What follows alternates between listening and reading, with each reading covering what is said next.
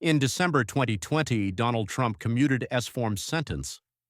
A man who stole over $1 billion from the taxpayers was allowed to walk free after serving only a fraction of his time. Then there is David Gentile. He was the founder of GPB Capital, a private equity firm. According to the SEC and federal prosecutors, Gentile and his associates operated a Ponzi-like scheme that defrauded more than 17,000 investors out of $1.6 billion. They allegedly used new investor money to pay out dividends to older investors while siphoning off millions for personal luxuries. Gentile also received executive clemency. Think about the scale of this for a moment. The Minnesota daycare fraud that has everyone so angry. It's $100 million. Philip S-form and David Gentile combined represent nearly $3 billion in alleged and proven fraud. From a legal perspective, this is where the law and order brand falls apart. If you claim to be the anti-corruption candidate, but you use your unique constitutional power to release the perpetrators of the largest financial frauds in history, you are not fighting the swamp. You are effectively becoming its patron. This brings us to the final piece of this puzzle, the Epstein files. Recently, over 1 million pages of documents related to Jeffrey Epstein's associates were released, or rather, discovered. We have been told for years that the investigation into Epstein was exhaustive, yet somehow 1 million pages of documents just appeared. As a journalist, this triggers every alarm bell I have. This speaks to a failure of institutional transparency. But look at the redactions. When you read through the publicly available filings, you see a consistent pattern. While the names of victims should, by law, be redacted to protect their privacy, we are seeing redactions of names that appear to be co-conspirators. There are reports that photographs of powerful figures, including Donald Trump, have been appearing and then disappearing from various tranches of evidence. The White House and the DOJ, under both the current and previous administrations, have been accused of covering up the full scope of Epstein's network. When a court rules that documents must be public, but the government spends months or years hiding names, it tells the American public that there is a different set of rules for the powerful. Whether it's the Biden administration's DOJ or the Trump administration's pardons, the common thread is the protection of the club. If you're a survivor of Epstein's abuse, or if you're a taxpayer watching billion-dollar fraudsters walk free, the message is the same: your justice is secondary to their protection. I want to talk directly to those of you who are watching this and thinking, Daniel, why does this matter to me? I'm just trying to pay my mortgage and get through the week.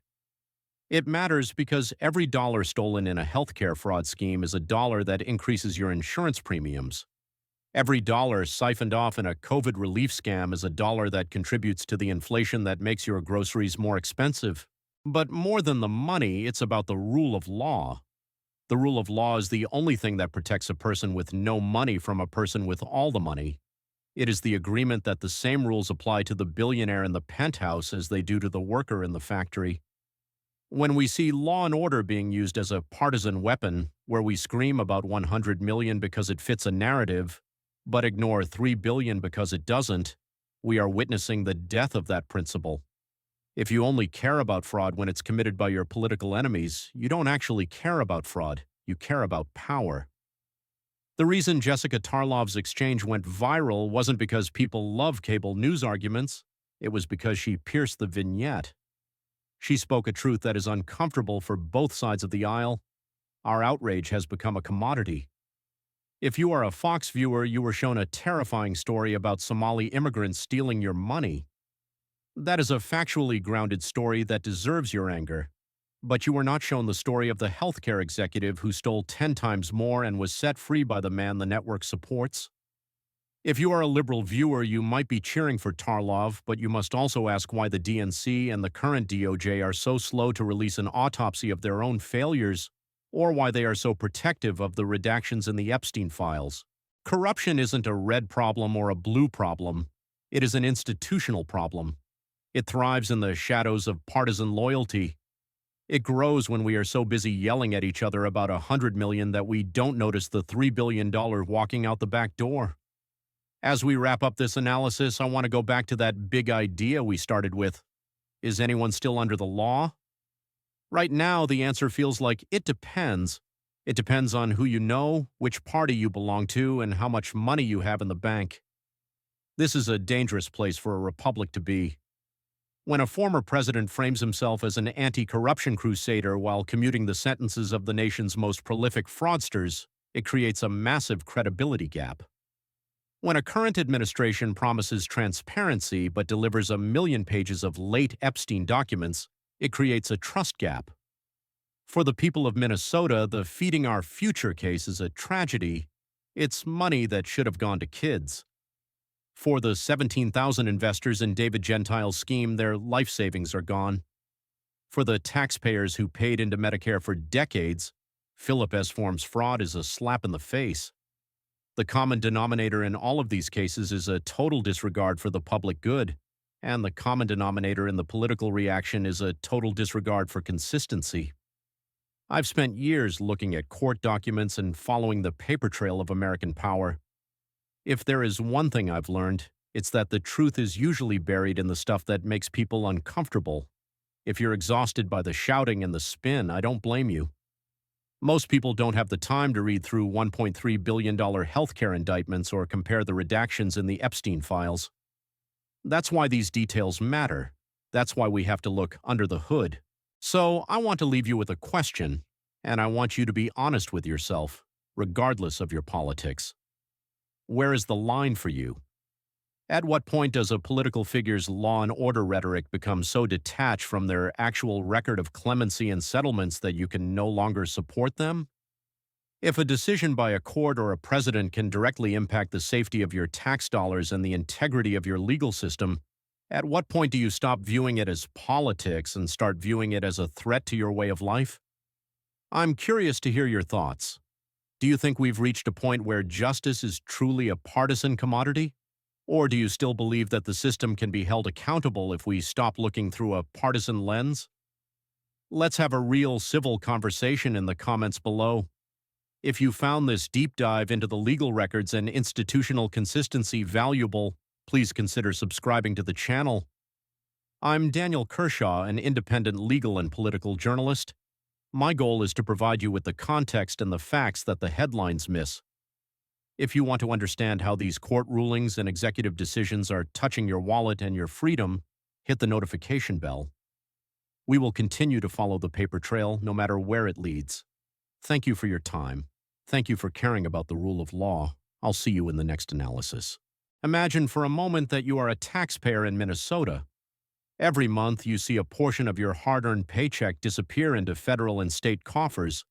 You are told this money is a social contract, it's for infrastructure, for safety, and importantly, to ensure that the most vulnerable children in your community don't go hungry during a global pandemic. Then you wake up to a headline. $100 million of that lunch money is gone. Not lost to bureaucracy, but allegedly siphoned off into private pockets, luxury cars, and real estate. Your blood would boil. It should. This is a five-alarm fire for the rule of law. But here is the question that most of the media, on both sides, refuses to ask. Does your outrage remain just as intense when the number jumps from 100 million to 1.3 billion? And does that outrage evaporate if the person responsible for letting the fraudster walk free is the same person you plan to vote for? Welcome back to the channel. I'm Daniel Kershaw. I am an independent legal and political journalist. I don't work for a network, I don't have a seat on a campaign bus, and I don't take orders from any political party. My job is to sit in the quiet rooms, read the unsealed indictments, parse the court filings, and compare the timeline of events to the rhetoric we hear on our television screens. Today we are going to look past the shouting matches you see on cable news and examine a phenomenon I call the selective blind spot. In this analysis, we are going to deconstruct the recent viral debate on Fox News regarding the Feeding Our Future scandal in Minnesota. We will look at why independent reporting and mainstream journalism converged on this story, but more importantly, we will dive into the legal records that the cameras usually cut away from. The billion-dollar commutations, the Trump University settlements, and the quiet redactions in the Epstein files. By the end of this video, you will understand how law and order is often used as a branding exercise rather than a legal principle. If you're a taxpayer, a homeowner, or someone who simply wants the system to play fair for the little guy, this analysis is for you. We are going to look at the facts that don't fit into a 30-second soundbite. So let's start with the question that started it all. Is anyone actually under the law anymore? Let's look at the evidence. The catalyst for this entire discussion is a program in Minnesota called Feeding Our Future. For those of you who haven't been following the local filings, here is the context. During the COVID-19 pandemic, the federal government relaxed rules for food distribution programs to ensure children stayed fed while schools were closed. This was an emergency measure. However, according to unsealed indictments from the Department of Justice, a group of individuals saw this emergency as an opportunity. The allegation is that they claim to be feeding tens of thousands of children every day, numbers that in some cases exceeded the entire population of the towns where the sites were supposedly located. They allegedly submitted fake invoices and rosters of names. We are talking about over $250 million in total fraud across various entities, with at least $100 million linked to the primary actors in this specific investigation. Now, a YouTuber named Nick Shirley recently brought this back into the spotlight by physically visiting these sites. He showed empty buildings and misspelled signs, one famously misspelling the word learning. His videos went viral because they provided a visceral, visual confirmation of what investigators had been saying for months. There is a narrative on social media that the liberal media ignored this because it involved minority communities and blue state mismanagement. But when you actually look at the timeline, that narrative falls apart. One of the most exhaustive investigative deep dives into this fraud was published by the New York Times. They were the ones who uncovered internal emails showing that when the Minnesota Department of Education tried to stop payments to Feeding Our Future due to a lack of documentation, the organization's leadership threatened to sue for racial discrimination. This is a critical point from a legal perspective. It shows how legitimate social concerns like racial equity can be weaponized as a legal shield to prevent financial oversight. For any journalist or lawyer, this is a massive red flag. It's a subversion of the system. This brings us to the recent segment on Fox News. The hosts were quite rightfully incensed. They spoke with a sense of righteous fury about the collapse of civilization. They highlighted the Somali community's involvement in the Minnesota case and argued that this was a uniquely liberal problem, a symptom of a weak DOJ and a corrupt Democratic establishment. But then the dynamic changed. Jessica Tarlov, the lone dissenting voice on the panel, was given the floor. She didn't defend the Minnesota fraudsters. In fact, she called the behavior disgusting. But she did something that cable news hosts rarely do. She provided a comparative legal record. She pointed out that while the panel was screaming about $100 million Minnesota, they were remarkably silent about the billions in fraud involving associates of Donald Trump. The reaction from the rest of the panel was telling. It wasn't a rebuttal, it was an instant shift in energy. They didn't want to talk about the hood of their own car. As a legal analyst, I found this moment fascinating because it highlights the partisan filter. In the partisan filter, fraud is only a crime when committed by the other side. When it's committed by your side, it's a witch hunt, a civil matter, or a misunderstanding. Let's look at the first item Tarlov mentioned, Trump University. To be clear, this was a civil case, not a criminal one, but the details are important for understanding the anti-corruption brand. For years, Trump University promised to teach everyday Americans the secrets of real estate success. However, according to the lawsuits filed by the New York Attorney General and former students, the university was essentially a high-pressure sales funnel. It wasn't an accredited school, and the hand-picked instructors were often anything but. In 2016, just before taking office, Donald Trump agreed to a $25 million settlement to resolve 3 separate lawsuits. Now, a settlement is not a legal admission of guilt, but you don't pay $25 million if there isn't significant evidence that could lead to a far more expensive judgment.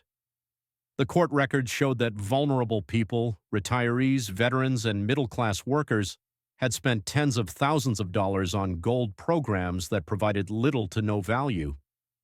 If we are outraged by scammers taking $100 million in COVID relief, We must, by the same legal logic, be concerned when a high-level political figure pays millions to settle claims of systemic consumer fraud. Why? Because both cases involve the exploitation of trust. This brings us to the most troubling part of the legal record, the use of executive clemency to override the work of the Department of Justice. One name that Jessica Tarloff brought up, which should make every taxpayer's skin crawl, is Philip Esform. If you haven't read the DOJ press release on this, you should. Philip Esform was a nursing home mogul in Florida. In 2019, he was convicted for his role in what the DOJ described as the largest healthcare fraud scheme ever charged by the Department of Justice. We are talking about $1.3 billion in fraudulent claims to Medicare and Medicaid. Esform was convicted of money laundering, receiving kickbacks, and bribing a state regulator. This wasn't a paperwork error. This was a systemic, decade-long plundering of the system meant to care for the elderly and the poor. He was sentenced to 20 years in prison,